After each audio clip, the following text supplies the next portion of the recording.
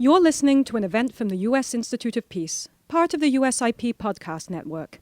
For more information about our work around the world, visit usip.org and check us out on social media.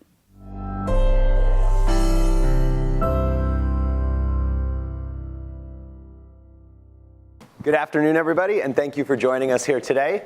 My name is Joshua Tucker. I'm the director of the Jordan Center for the Advanced Study of Russia at New York University. And this is our first event, actually, for the Jordan Center that we've ever held in Washington, D.C., outside of New York. But it's also the first event, and the first of what we hope will be many in the years to come, that's jointly co-sponsored by the Jordan Center for the Advanced Study of Russia at NYU and the United States Institute of Peace here in Washington, D.C., who are obviously our hosts here today. I want to thank all of you who are joining us on video. I want to thank those of you who braved the Canadian wildfires to make it here in person today in D.C. I'm heading back to New York afterwards, so I hear it's even more going on there. But it's a great pleasure to have all of you here today to join us for what I think will be an incredibly important conversation. And I personally, for one, am considering myself unbelievably fortunate to be able to share the stage with our distinguished panelists. The plan for today is that I've asked each of the panelists to prepare about 5 to 7 minutes of opening remarks.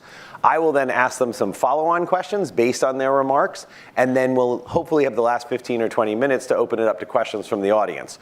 Those of you who are watching online, you can also ask questions as well. They will be hand-delivered to me on stage, is my understanding, but we're all very much looking forward to the discussion here today. I'm going to introduce each of our speakers in turn in the interest of speed before their opening remarks. There are, pages and pages. I could spend the whole hour speaking of the accolades of our panelists. I'm going to keep it really brief. You know where you can find out more about them. So we're going to start off to the left with my colleague, Dr. Yevgenia Albats, who is a Russian investigative journalist, a political scientist, author, and a radio host. She has been the political editor and then editor-in-chief and CEO of The New Times, a Moscow-based Russian-language independent political weekly since 2007, which I'm sure most of you here in this room know. She has spent, I'm very pleased and honored to let you know that the final part is she spent the past year as the first distinguished journalist in residence that we've ever had at the NYU Jordan Center for the Advanced Study of Russia. Zhenya? Thank you so much. Thank you very much for having me. And it's a great pleasure to be in such a respectable institution, such a great building. So many times I passed by and I always wanted to come in. So thank you very much for inviting me. It's a great pleasure. Before I say anything else, I want to say that, as I say each time I talk in any audience about anything related to Russia and this horrible war that Putin and Russian army is conducting in Ukraine, that I'm sorry for what Putin and his army is doing in Ukraine. I am responsible for this, if for nothing else, but because I was among, these active members of the Russian opposition. I ran an opposition magazine. I ran an opposition, political show. However, we failed, and we allowed Putin, and because of our failure, this disaster happened. So once again, I bear my responsibility for that, even though I've never, of course, voted for Putin and was in opposition to Putin from day one. The title of this panel, The Impact of the War in Ukraine on Russian Civil Society. But Russian society ceased to exist. 1 million or so, according to the Secretary of State Blinken, left Russia and scattered over countries and continents. These are political activists and journalists, first and foremost, who over the last few years, time and again, went out on the streets in protests against Putin and his fascist regime. They were beaten, arrested, fined, and jailed. Those who stayed are in jail now. All my friends, each and every one of my friends, is in prison as we speak. Alexei Navalny, the leader of the Russian opposition, sentenced to 9 years in maximum security prison, and he's expecting another trial in 12 days. Most likely he's going to get another 30 years in jail.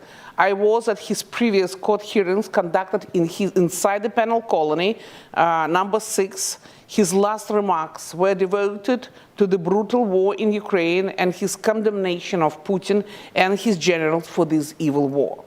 My other friend, Mikhail Krieger, a native of Dnipro, Ukraine, was sentenced to 7 years in a labor camp. He made his last remarks when he was sentenced in Ukrainian in Moscow. Another close friend, Ilya Yashin, was sentenced to 8 years and 6 months for a video piece on atrocities committed by the Russian army in Bucha. Answering a question on the state of Russian society from the Canadian Globe and Mail from the Moscow jail, Yashin wrote, quote, "People are getting jailed for likes on social media, for private conversations, for having the colors of the Ukrainian flag in elements of their clothing. A man was sentenced to 2 years in jail for the fact that his daughter made an anti-war drawing in a school class. There had been a full-blown political dictatorship established in Russia, and the society is paralyzed with fear. You can, of course, judge my fellow Russians, right, Yashin, for being afraid of the maniac in power, whose hands are soaked in the blood of tens of thousands of victims. But before you judge the Russians, ask yourself, wouldn't you be afraid?" End of quote. And one more quote. "Germany used to be ruled by absolute evil that was destroying people on an industrial scale and unleashed the most horrible things in human history. But the Germans were able to make it out of this darkness and created an amazing society based on humanism, justice, and progress. We are not a nation of thieves and killers. We're a nation that's been taken hostage by thieves and killers." End of quote. Yesterday, just yesterday, an artist, Bogdan Ziza, was sentenced to 15 years in prison for dousing the official building with blue and yellow paint, which are colors of the Ukrainian flag, of course. Since March 5th, 2022, when repressive laws were passed by the State Duma, which prohibited any coverage of the war, and the words war and invasion were prohibited as well, and I was sentenced for that, for using these words. 19,718 people have been detained since February 24 for anti-war stances. 584 individuals are charged with a criminal offense for the anti-war activity. 6,839 individuals are charged with spreading disinformation about the Russian army. 4 cases are mine personally. And the 5th case I got just 2 days ago in mail. 262 individuals, organizations, and associations were recognized by the Russian Justice Department as foreign agents, of which I am one of them, and I was proclaimed, as it's written on the Minister of Justice website, I'm a foreign agent working on behalf of Ukraine. So it was August 5th, 2022. Today, 2 people were detained in St. Petersburg. They were standing near the military draft point with a poster, quote, "Do not go to kill, do not go to die." So I will stop here and will be happy to answer your questions. Thank you very much, Zhenya. We'll turn next to Dr. Timothy Frye, who is the Marshall D. Shulman Professor of Post-Soviet Foreign Policy at Columbia University. His most recent book is Weak Strongmen, The Limits of Power in Putin's Russia. Rather than treating Russian politics as an extension of Vladimir Putin's worldview or Russia's unique history, Weak Strongmen emphasizes Russia's similarities to other autocracies and highlights the difficult trade-offs that confront the Kremlin on issues from election fraud and repression to propaganda and foreign policy. He's currently serving this semester here in Washington, D.C. as the Library of Congress Chair in U.S.-Russia relations. Tim? Thank you very much, Josh. Thank you, everyone, for coming. And I've known Yevgenia for a long time, and I always know that she's a very difficult act to follow. So I will do my best. I want to talk a little bit about what's changed and what hasn't in Russian public opinion and civil society since the start of the war. The title of the panel focuses on civil society and the war, but I think it's really important to understand that Russian civil society has been facing a slow death for, well, going on at least 10, 12 years, depending on how one wants to count it. So as we see Russian civil society, and by this I mean independent groups, autonomous from the state, which have largely ceased to exist on any scale in Russia, particularly after the invasion. But we have to remember that this, has been going on for for at least since 2014 is a good place to start. Russia's never been very much of a high trust society, but if you look at generalized social trust, around 2017, 2018, we see sharp drops in levels of how much people trust each other, which is a crucial element of civil society. So we want to remember that the demise of Russian civil society did not begin with the war. It's been going on for some time. If we also look at public attitudes towards Ukraine, we all know that the Russian populace across all strata were very supportive of the annexation of Ukraine. It caused a big rally around the flag effect in support of Vladimir Putin. But when we look at the public opinion data more closely, we also have to bear in mind that the vast majority of Russians, prior to the invasion of Ukraine, were willing to accept Ukraine as a sovereign state. Levada Center repeatedly over the years has asked Russians what would their preferred relationship be like with Ukraine. And less than 20%, each time this question has been asked, said that unification with Ukraine was their preferred response. Most Russians were perfectly happy with the sovereign Ukraine. Perhaps they wanted better relations, perhaps they wanted visa-free travel, but the recognition of Ukraine as a state was something that most Russians had come to accept. Also, if we look at public opinion toward the introduction of troops into the Donbass, into the war of after the annexation of Crimea, most Russians were against this. By only 20-25%, depending on the timing of the question, were Russians willing to say, yes, it's a good idea, we want to see Russian troops actively. We all know they were there, but for the Russian government to actively introduce Russian troops into the Donbass, this was a very unpopular policy among Russians. So what happened after the war, where we see big increases in support for Putin and majorities consistently in support of the activities of the Russian army in Ukraine? Well, one thing we're seeing is a rally around the flag effect, which is something that we see in lots of countries, and it's likely to last a lot longer in Russia, given the dominant control that the Russian government has over the media. But again, once we peel back the public opinion data, the picture is not quite so clear. If you ask Russians whether or not they would like to continue the war or to start negotiations, it's about split 50-50. If you ask Russians whether or not the budgetary money should be spent on the military or towards social programs, again, it's very much split between those two groups. And if we look across the range of public opinion polling, focus groups, and other kinds of research that's been done, generally, people recognize about a third of Russians are kind of hardcore, enthusiastic supporters of the intervention in Ukraine. Maybe 10 or 15%, many of the people that Yevgenia was talking about, are hardcore opponents of the war. But for most Russians, this is not an issue that is very high priority for them, and most of them are willing to go along with whatever the Kremlin does. Right? Now, the problem is Russia is an autocracy, right? So even if there was a large majority against this war, in the current time, there's no political vehicle to mobilize, to constrain the Kremlin, to be able to take actions that would be costly for the Kremlin in order to get them to change course. And that's really the problem that we see in a society in which civil society is so weak. Thank you very much. Great. Thanks, Tim. Thanks for teeing all of that off.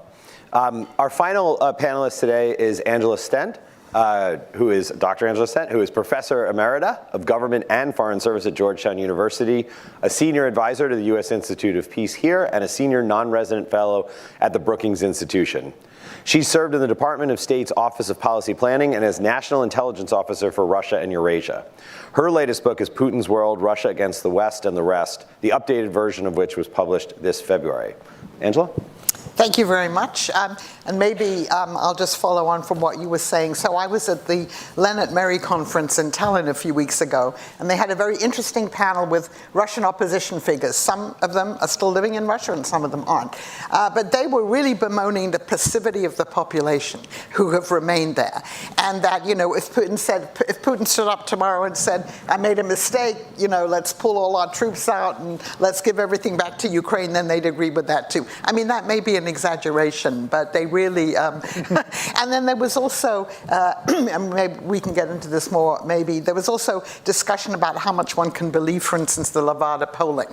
And there were very strong views on either side of that, because there was an individual from that organization there, obviously defending what they were doing. So I was going to cover 3 points today. I was going to talk a little bit about the emigration and what that might mean for the future, then the impact of the war on the elites, and then something about the impact of the war on the general population. So, as we've heard from Yevgenia, 1 million roughly Russians have left since the war began.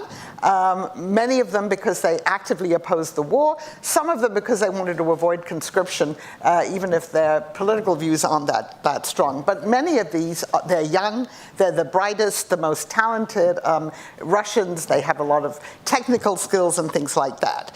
And then there are some who have gone back since they've left, but most of them are still outside of the country. So that leaves behind mainly people who support the war, or they're indifferent or passive, or they just cannot leave for different reasons. But this also means that there's a real deficit in human capital looming over Russia if these people continue to stay outside of Russia, and obviously it's going to depend on what happens in the next few years. If things don't improve in the next decade, if there isn't a new government, if Russia doesn't change, then probably most of these people will not return. This is the largest emigration since the Russian Revolution in 1917, and of course most of those people didn't return for obvious reasons, but you'll really have then a split again, which has historically happened before, between a large number of very talented Russians who are living outside the country and then those who remain there. Now, let me say just a word about how the war has impacted the elites in Russia, because I think some of us were surprised, outsiders at least, in the beginning, when we thought about the kind of westernized, globalized elites who own homes in Europe, the United States, and bank accounts there too, the kind of people that we would meet at the St. Petersburg International Economic Forum every year, and who really enjoyed all the contacts they had with the West. And I think a number of us were surprised that there wasn't more opposition, that most of these elites have stayed there. I think we understand that for some people they can't leave. They've just been told that they cannot leave. But for many of these people, they made a bargain with Putin when he came to power, that they would stay out of politics as long as they could accumulate money, send their kids to school in different Western capitals, and enjoy, again, their villas in the south of France. And I think none of them realized that this is what would happen to the bargain, that this is how it would end in a sense. And yet most of them have now adapted to it, they've accepted to it, and those that were in the private sector have understood also that they now have to work, and many of them are, in a much more nationalized economy. We also think of the head of the central bank, Elvira Nabiullina, who has managed to steer the economy pretty well given all of the sanctions. And I think one of the great mistakes of policymakers in this country, and to some extent in Europe, was to think that if they imposed all these sanctions on individuals at the beginning of this war, that these individuals in Russia would kind of get together and say, we can't stand this, we have to get rid of this government, this is not how the system works in Russia, and this is not the impact that it's had. Now, are there splits in the elites? And I'm sure there are. It's a little obscure, we don't quite know how to gauge them, we don't have much insight into it, but even if there are splits, for the moment those elites have in a sense buckled down, and they've understood that they have no choice but to support the war. As we've heard from Yevgenia, obviously the system in Russia has become much more repressive since the war began. People are jailed for the slightest hint of opposition. And what we've had a return to some of the uglier things that remind us even of the Stalinist past, the denunciations, the things that Yevgenia was talking about with the girl in school drawing the picture and the teacher then reporting her to the authorities. And we've also had a return of militarism in terms of education. Now children in elementary school are doing military drills to some extent, as they did in the Soviet times. People thought that had gone away.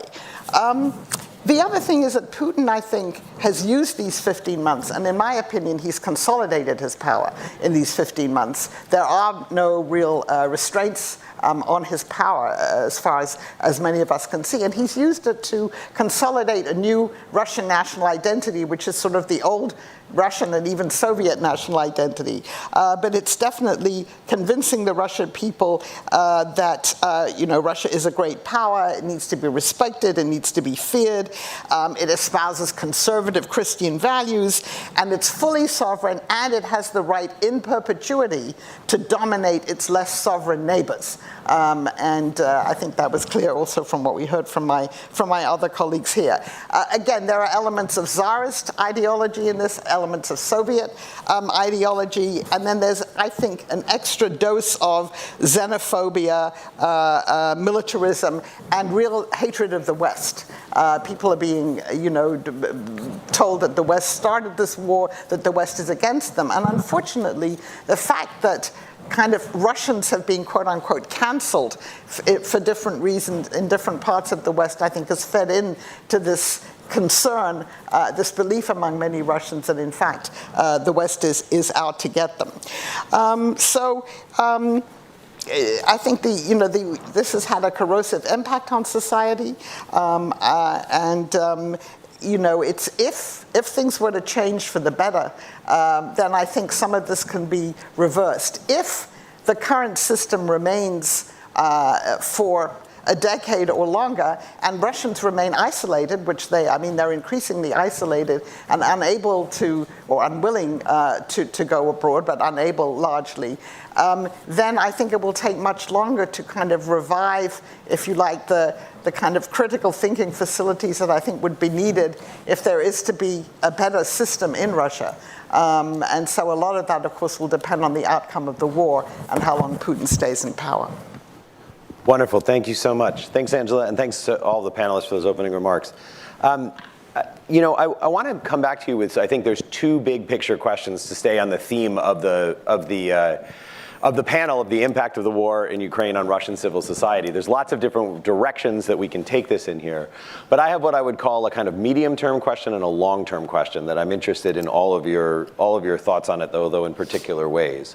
So the medium-term question, and I'm going to push you a little bit beyond what is to think about what could be and then what will be. So in terms of what could be, or this is the medium-term question, what would it take for Russian civil society to break with Putin? So here we are having this discussion, and an undercurrent of this discussion, whether it's about passivity, complaining about passivity among immigrants, whether it's about public opinion data, is that, Tim, you said 15%, 20% might be against him. That doesn't mean 80% is for everything, but it's still a fairly low number there. What would have to happen in order for Russian civil society to turn decisively against Putin? And I want to sidestep the issue. Inherent in this, and maybe we have to address it, is the extent to which, as Angela mentioned, this debate that was going on previously, and Jenny, you and I were talking about this the other night, how much we can trust public opinion data in a climate of repression. We've thought about this a long time in many different countries. But what kind of events would have to take place in order for there to be a decisive break with Putin? And is it something in the war, like, for example, the loss of Crimea? Or is it something in the context of Russian domestic politics or splits in the elites or something like that? So I was thinking to start with, maybe Tim, you could address this from lessons from the public opinion data that you've looked at, and then we can go to Yevgenia to talk about what you think from all of your on-the-ground reporting and everyone who you've talked to about this, as well as your contacts with the Russian opposition. So maybe we'll start there. So great. So one of the interesting things about Russia is for a long time you could do really good public opinion polling there. And it's really remarkable because there are very few autocracies like that. Since the war began, it's become much more complicated. I've written about this, lots of people have written about this, but I'll just say this, that we know the direction of the bias, right? So if 50% of Russians are willing to say that they would prefer negotiations to begin rather than to continue the war, I think that does tell you something. Right? So we can look at the numbers, recognizing that there's a bias, and then adjust. Now, more broadly, Russia is too well educated, it's too wealthy, it's too urban, it's too ethnically homogeneous to be as autocratic as it is, to have a civil society that is so weak.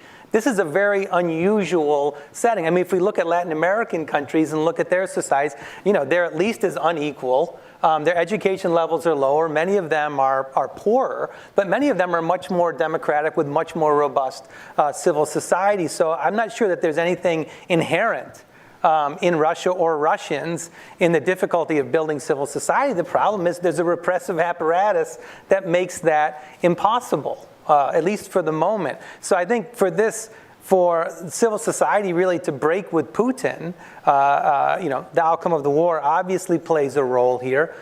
The state of the economy plays a role for a long time. That's been an important determinant of how Russians perceive the state. But the big issue is how the repressive apparatus holds together. And if they will continue to repress at this rate, it makes it very difficult for civil society to organize. Now, one more point. If it's more difficult for us to read a Russian society, it's also more difficult for the Kremlin to read civil society. If people are holding their true views about the war or about Putin to themselves, it's also more difficult for the Kremlin to predict how people will respond given the chance. But Yevgenia knows more about the repressive apparatus, so she might be able to shed some light on that. So. Yeah, Yevgenia, if you can sort of, what I'm really interested in here is this frustration the emigre community has with the passivity of Russian civil society. From your talking with people who are still in Russia, what is your sense of what it would take to move the needle on that? What is it that is keeping people in line? Is it simply the repressive apparatus? And if so, what could make people more willing to change their attitudes even in so Tim has given us one answer, if the repressive apparatus falls apart, but even in the face of the repressive apparatus, are there developments that we could imagine domestically within Russia, with the economy or with the war, that would lead people to become more opposed and more actively opposed? I'm a little bit surprised, Angela said about, this talk about the passivity of the Russian society. As I said, 20,000 people in the matter of 15 months were detained. 20,000 people across the country were detained for their anti-war activities. That's what we know. That's what's happening in the authoritarian regimes. That you don't need to put in jails millions. It's enough to put one or two in each city, and then the entire city shut down. It's not just happened to Russia. It happened in many countries across the globe. It happened in Nazi Germany. It happened, in post-war European countries, and et cetera, et cetera, et cetera. So I wouldn't talk about the Russian passivity because we don't know this. What we know for sure that the response rate for all these polls is 5%. You would tell me, in the United States it's not that bad. In fact, I checked, 20%. Your usual response rate here is 20%. So 5%. It's not 5%. It means that only 5 out of 100 people there to answer questions. I talk to people in Moscow on a daily basis. My family is there. My friends are there, and etc. People are afraid. People are really afraid because each time anyone is trying to open his or her or their mouth, he or she or they immediately gets house arrest. The reason I left was very simple, because I knew that after my 4 sentences for spreading disinformation about the Russian army and fines at the amount of 13,000 rubles, next was not just jail, but they were going to take away all my electronics and first put me under house arrest. So it would preclude me from any work. So to cut a long story short, people, it's one thing that people are afraid because everyone knows somebody who is in jail. But the second thing, don't forget, this is the country which lost millions and millions to Gulag. There is something that here, and in almost each and every family, there is somebody who perished in Gulag. There is somebody who was arrested. Many of us, we grew up in the families where parents were afraid to tell us that somebody was pronounced enemy of the people during the Stalin's year. My grandpa was shot by the firing squad on November 1st, 1937, but in my family they didn't talk about that. It was like, there was silence about that because it's something that was a bad mark on people's papers, through decades. Now, as I said, there is no civil society. There is no society. It's absolutely dispersed population now, people, it's, there was a great book by Hans Fallada about Nazi Germany. Everyone, каждый умирает в одиночку. Everyone dies alone. So it is, exactly this type of situation when everybody is afraid. So yes, I do think that the regime is going to fail because of the mutiny or split of the elites, as we say, in the upper echelons of power. Somebody is going to slit Putin's throat, or whatever else is going to happen to him. And I pray to God that somebody will have enough courage to do that. So, but the point is that I don't think that this will go for long, because Putin's closest entourage, they lost billions and billions of dollars. They lost access to their property outside Russia. Many of them, they had property in Europe and still have property in France and England, in Italy, vineyards in Italy, and etc. Some of them still have property on Manhattan in the United States or in the outskirts of Atlanta, Georgia, and so it goes. These people do want to get back their life. They never intended to live in a golden cage as they now live in Russia. They got accustomed to make money inside Russia and to spend and to have luxury life outside Russia, to have all their yachts, villas, and etc. Finally, they have their children and their grandchildren who used to go to the boarding schools in Great Britain and Switzerland and the United States, and their children who were going to universities. Yale University was famous for that. And all of a sudden they had to leave those universities and those boarding schools and return back to Russia. They don't like it. And their wives and their mistresses and this whole entourage, they hate the life that they, I speak to these people, when they outside Russia, even when they're inside Russia. And they are terrified by what is happening, and they don't want this to continue. So To cut a long story short, no, it's not going to be popular mobilization. No, it's not going to be another Great October Socialist Revolution. It's going to be an elite split where we'll have, what happened in many regimes of that type in Latin America. There will be, Putin will go. These will another, there will be a junta which is going to replace him precisely because of, low level of trust. So there won't be one person. There will be, several people who will become, the rulers. They will have no legitimacy, and that's when our time will come, and we will use it much better than we did before. Angela? Just an illustration of this, right? Many of us ask, as the war was going on, where are the soldiers' mothers? So in the Soviet-Afghan war, one of the things that led Gorbachev to end the war and withdraw the troops were because you had this very active group of mothers who were protesting.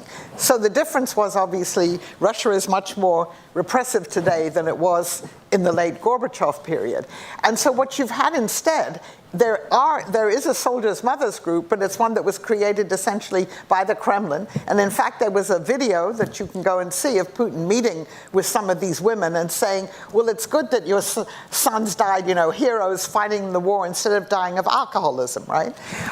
The cynicism there. And then the other thing that's happening is that the families of the dead soldiers are being given cash payments, they're being given new cars and things like that. So it's a mixture of the greater repression and then, in fact, bribing people to somehow believe that their sons, husbands, brothers died for some great cause. But to me, that's really an illustration of what's changed, given that we know that, apparently more than 200,000 Russians have either been killed or severely wounded. And then the other thing that could cause a break would be if the economy really were to crash and people, couldn't go out and buy food anymore. And that also hasn't happened because, Russia has used the period since 2014 to greatly improve its agricultural system. So, there is enough food. Things are more expensive for some people, and there is greater unemployment because some factories have had to close assembly lines down because of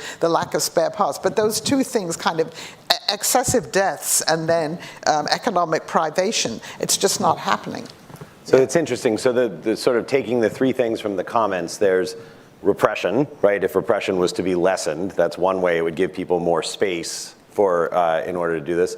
The second is about elites, right? If the elite situation changes, well, that's a reason that masses would break with Putin. And then the third, as you bring up this question of the economy, is important, not because it's something that's easily controllable, but it does suggest that it's a kind of constraint on the war effort, right? That you can't necessarily mobilize everything for the war effort because then you lose this support at home. I want to ask you all a second question, but if you can answer a little bit briefer so we can turn to the audience momentarily. But looking farther into the future, right? We've talked about people having left the country. We've talked about these higher levels of repression. We're talking about the experiences that are happening now because of the war. Someday Putin will not be in power. Do we expect at that point, and let's go with Tim's point about the repression being what's holding people back. Let's imagine, so Putin's out of power for whatever reason in some X number of years in the future. Repression comes back to, let's say early Putin levels, right? It doesn't disappear entirely, but it's lower. Does Russian civil society bounce back to where it was? Or is this experience, you could imagine the lesson is, okay, there was the Soviet Union, we had repression, it gradually lessened, then we were in the post-Soviet period, okay, we have a more open society, we don't have to worry about this, the gulag in the back of the head. But now it says, wow, the gulag can come back. Right, you have a bunch of people who've left the country, and so you have a different mix of people who are left behind. Is that something that we expect is going to constrain Russian civil society and the vibrancy of Russian civil society? Or do we think that, much after the collapse of communism, we saw a vibrant Russian civil society in the 90s, chaotic but vibrant, that we can expect it to kind of spring back afterwards? And I'll let whoever whoever wants to take. Well, I'll just start off by yeah. saying, I mean, it depends. It depends how long this takes, right? If it takes 10 years, that's different than if it were to take 3 years or 20 years. And then I think it would also depend on how many Russians who've left come back, because they certainly have been living in places where there is a vibrant civil society, and then how they interact with the Russians who stayed in Russia and didn't leave. So I would assume civil society will at some point come back. Again, historically in Russia, you have long periods of repression, and then you have, dissent, revolution, whatever. But I think a lot of that will depend on how long it takes to have a different government in power. Yeah, a couple thoughts. One is autocrat. It's very difficult to replace autocrats. Even when autocrats lose wars, they tend to stay in power. Right? However, I looked at the data a little more closely, and the kinds of autocrats that stay in power after wars, they're the Saddam Husseins, the Joseph Stalins, the Muammar Gaddafis, who I have no objective measure for this, but I think we're much more feared by the elite than President Putin is. The outcome of the war, I think, could play a greater role here than it does in some of the comparative cases that we often like to cite. I mean, look, the key thing here is will civil society be able to? Will there be enough space to allow civil societies, organizations to form? And to not be atomized the way that they are right now. Right now, I think Russian values are not that unconducive towards building a civil society. The difficult thing is creating organizations, and that takes political space. So, and that would have to come from a government that's much different from the one that is currently in power. I think that's, one thing that we're missing, I feel like that, maybe, I'm wrong and correct me if I'm wrong, that in this discussion it is that the current Russia is not your Soviet Union. And the repressive apparatus that existed in the contemporary Russia is not the one that existed back in 1991 or prior to the dissolution of the Soviet Union. For good or for bad, there is a market economy in the country, and the current successor to KGB, but I will use KGB just as easier. It's not this solid body the way it existed even back then. In 1991, some of them, especially people in the intelligence, they already were involved in some businesses, and they already, when Kryuchkov, the chairman of the KGB, conducted this attempted coup, many didn't support him because they had other interests. In fact, the middle level of the KGB didn't support because they had business interests. So the same, much more true for the contemporary KGB, for the FSB, and for other agencies. These are basically a conglomerate of different businesses. All of them, or the majority of them, colonels and generals, they have their own, small businesses on the side, just to not to be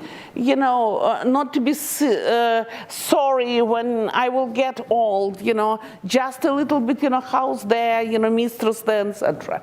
So there is no this solid, even in the last years of the Soviet Union, there was much more precisely because all of them, they were dependable upon the state. They couldn't imagine themselves living outside the state, right? So they were gatekeepers. Yes, it's true too that the current guys, they survived through 1991, 1992. They feared illustration, it never happened, and then they made this amazing comeback, which was absolutely in the cards, predictable, and it was clear that it was going to happen. The point is, but still, when we have different business interests, we have plurality of interests. And the second very important thing is that there is no ideology. Soviet Union had ideology. For good or for bad, my father, who passed away in 1980, he was a communist. Half of his family perished in Gulag, but he was a communist. He was building military-industrial complex. So there is no ideology whatsoever. There is nothing that, and ideology is something that cement, society in this type of the regimes. Nazi Germany, recall, yes, it took 12 years to destroy Nazi Germany, but still, there was very powerful ideology with a clear-cut enemy, and that's what cemented the society. There is nothing like that existed. Just nothing. What's the ideology? What's the ideology? Make Russia great again. I don't. Right, on that note, yes. Right. Let's pass. Do we have questions from the audience? Yeah, start there, and they'll take. Go ahead. Do we need a mic? Yeah, it's coming.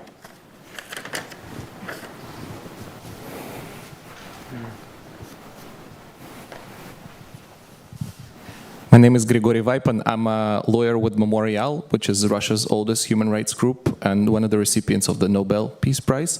I first met Yevgenia Albats 18 months ago at the dissolution trial of Memorial at the Russian Supreme Court, where I was sitting as a lawyer in front of the bar and she was in the public gallery covering the trial. Now that we're both here, Yevgenia Markovna, I want to ask you, how do you see your mission in exile?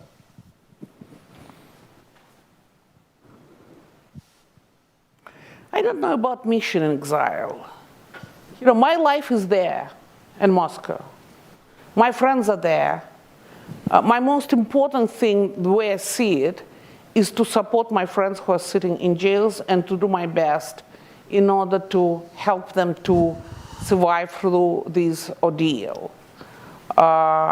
In Russia, I was precluded from teaching. High School of Economics, I was the first professor fired because of my political views. So, I enjoy teaching here. I like doing this, I learn here a lot, In fact, life in the United States, it's a learning experience. You learn just by living here. And I think it's all that is very important. I keep doing my show, Absolute Albats, on YouTube channel, and I'm going to continue doing this. So, but I understand nothing about mission. I'm a journalist, so listen, we cover events, but yes, I'm going to do my best in order to help my friends who are in jail. I'll turn now to one question from the virtual audience here today, picking up, Angela, on one of the points that you had made here, which is to say, the question is, there's been a recent coverage of the rise of militarization of Russian society and youth. You were talking a bit about the changing curriculum, and this was sort of feeding into my question before about the longer-term implications of this. But the question is, how can this be combated to build a strong civil society in Russia after the war and after Russia? So what's the lasting impact of younger people being harnessed? And we see lots of images of this as well. So Angela, maybe if you want to take first shot at that. Well, I mean, obviously you have to demilitarize it. The first thing you have to do is to end. I mean, when I see these little children, kindergarten age, in the uniforms, carrying weapons and doing, mock battles, it's, in school, it's terrible. So you have to end those programs, but it'll take more than that. And so that's the problem. I mean, if we look back in the last 30 years of what's happened in Russia since the Soviet collapse, it wasn't possible, I mean, depending on the age of the person and their inclinations, to somehow rid them of habits and things that they learned in that period. So it would take a major effort. And I mean, it's part of a broader problem.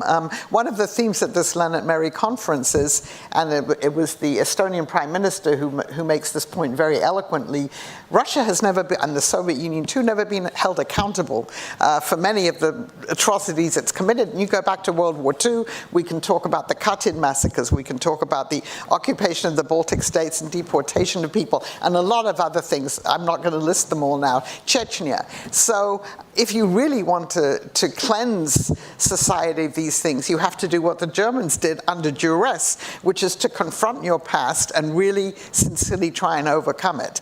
And again, Russia has not been held accountable for that. Yeah, I mean, I'll note, just to add one thing on this, as someone who wrote a book about the legacies of communism on attitudes among citizens in post-communist countries towards democracies, markets, social welfare, gender equity.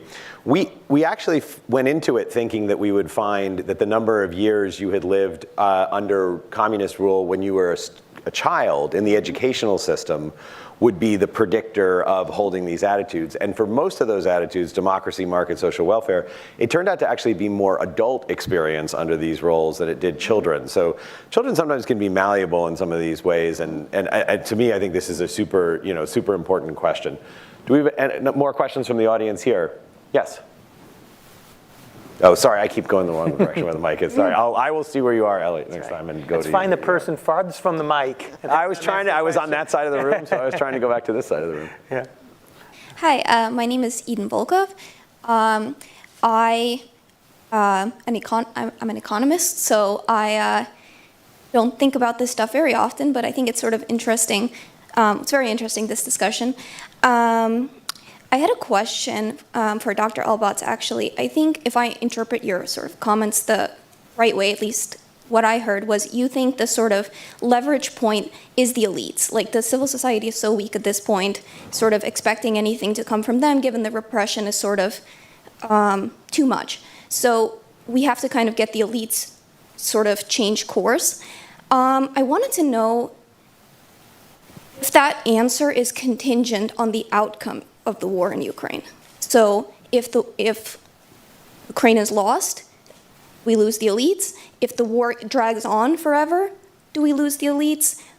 If we win, is it sort of a contingent outcome, like getting the elites to sort of put more pressure on Putin or to oust Putin? Yes, of course. I mean, you're absolutely right. That the liberation of Russia is dependable upon Ukrainian success in this war, and I have no doubt that Ukraine is going to succeed in this war. Okay, near where you're standing now, in the back corner. Hi, everyone. My name is Sarah Clough. I am with Freedom House. So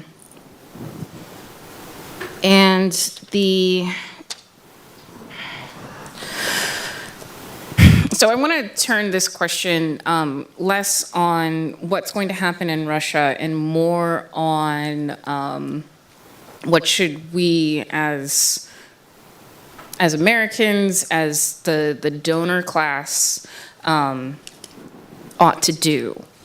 So following 2014, God, I really don't like hearing myself. This is really awkward. I'm sorry. In 2014 and immediately following the February escalation, many donors left the area.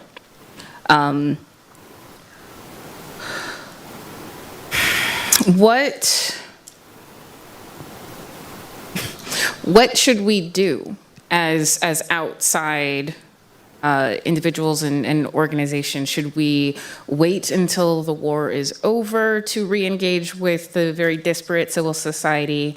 How do we make the argument that it's worth, in some cases, taxpayer dollars? I hope that makes sense. Tim, as someone who was engaging with Soviet in the Soviet period. Two things right now. There's a lot of talk about messaging and strategic messaging and how can we get it right. And I think that's important and it's useful. And there's a lot more that donors, the US government can do to talk to the Russian people about our intentions, about the state of the war, about the state of the world in which they live that they don't really know. However, it's a much more convincing message when we have our own house in order, right? Putin, like most autocrats, loves nothing more than to point to dysfunction in the United States and say, you want democracy in your country? Well, this is what you have. Look at January 6th, right? So if we want to make that message credible, it's really important for us to get our own house in order. And then Jane is absolutely right. I mean, so much of Russian civil society depends, the fate of politics in Russia, the fate of civil society in Russia depends on Ukraine emerging from this war victorious. So if we're looking at where we put that marginal dollar, I think there's a pretty clear prescription. Angela, do you want to? No, just that I think, I mean, I take what you say about we can't really preach something that we ourselves don't practice that well. But I think we as the United States certainly could be doing a better job of trying to counter the propaganda that Russians hear. Just give them, facts about what's actually happening, without holding ourselves up as some great example for something. For example, broadcasting back into Russia, how many Russian performers are actually active in the United States? Little Big is playing in DC next week. I mean, that is something that most Russians probably don't know, or that, the Met is still putting on lots of, so. Yes, time for another question from the audience. You had a hand, yeah, sorry to go, but this time.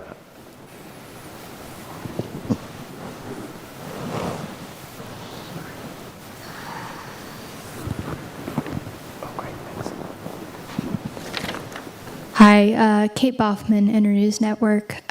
So I have a question generally about investigative journalism and how that plays in the civil society. And I was wondering, to what extent has that been hollowed out, even among independent media that are still either in the country or speaking to folks that are in the country? And for those that continue to do it, what is the motivation and even the strategies that they have to continue? There are no independent media in the country. 300 different publications and websites were closed since the war started. Another approximately 3,000 different internet-based resources were shut down. So in order to get access to those publications or those internet resources, you need VPN, however, virtual private network. However, it's also true that Russia became the second biggest nation in the world downloading VPNs. So people, everyone I know, in Moscow or in different cities, and I communicate with people, from Moscow to Irkutsk and Khabarovsk, they use VPN in order to have the possibility to get information from the web. Investigative journalism does exist in Russian diasporas abroad.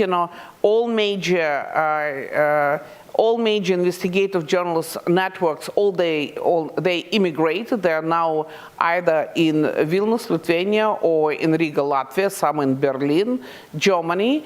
And of course, Alexei Navalny's Anti-Corruption Foundation, which became the champion of investigative journalism, is also keep doing their research. However, answering the previous question, I want also to point out to some practical things that I think it's important to keep in mind.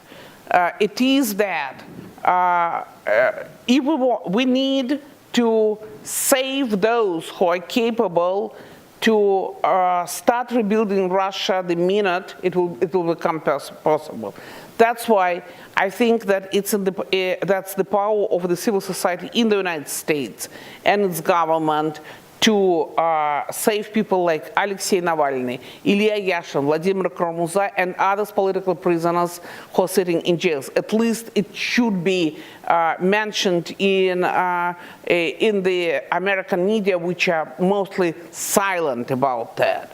Secondly, a lot of those million Russians who left Russia right after the war started, many of them, they have problems with their documents. There is a huge necessity just to help them and they should be established something like non-Stent passport that was created for white Russians, for white Russian immigration of 1917, 1920, when people, failed to have any proper passports. The same problem exists for the current Russian immigration now. Their passports passports expire. Some countries just kick them out, like Georgia, because they're afraid of the pressure from the side of Putin's. And so it is a problem. You know, it's not just a problem that many of them may not return. I do believe that many of them, especially, you know, in my circles, in my line of work, will go back the minute it will become possible. And but they really experience a lot of just everyday problems. So I think that, you know, for the organization like a Freedom House, you know, there is plenty of things that can be done. And third thing that I feel very important to say, that please don't treat all Russians as Nazi.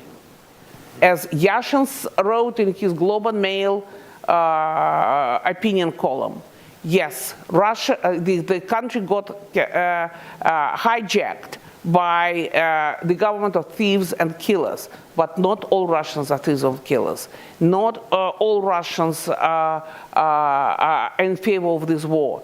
And please, you know, this is awful sometimes to read, that Russians are treated in a rhetoric that was used by some of most, you know, dark elements in the European history. Thank you. Thanks, Zhenya. We're almost at time. We started a couple minutes late, so we'll go just a couple minutes more, but I want to give Tim and Angela an opportunity to offer some closing thoughts. Is there anything about Russian civil society you haven't had a chance to talk about yet now? The current state, future state. We have a question from the audience, from the virtual audience, that we don't really have time to get into because it's a big question, but about the role of civil society outside of Russia versus civil society inside of Russia. But I want to give you two a chance for some closing thoughts. Angela? Well, just that, you know, again, hopefully the war will be over sooner rather than later. People who have left Russia will come back, and that civil society, and that there will be a government in power that will allow civil society at least to reassert itself in some way, because otherwise, you know, the future would be pretty grim. That's what I would hope for. Yeah, two quick thoughts. Autocrats tend to be replaced by other autocrats. That's the bad news. Particularly personalist autocrats like Putin tend to be replaced by other personalist autocrats. On the other hand, you know, Russia's not just any old autocracy. You know, it's wealthier, it's better educated, it's more urban. So it does have some of the fundamental building blocks of you know, what a civil society could look like. Also, I don't think we should fetishize the term civil society as if it's all good things. You know, there are parts of civil society that are helpful for democracy and some that are not. And it's a very, you know, if we look at, say, Latin American democracies, often civil societies there are quite weak, even though the political processes are competitive and their political systems are open and the media is free. On that optimistic note, I think, let me just say how much, having run a lot of these types of discussions virtually in the past 15 months, just how much of a pleasure it is to be able to do this in person and to share the stage with my friends and panelists here. And this has just been enormously illuminating to me. I hope you found it as well. And please join me in thanking our panelists for taking the time with us today. Thank you. Thank you for listening to this event. If you'd like to listen to more events or explore our other podcasts, visit usip.org/podcasts.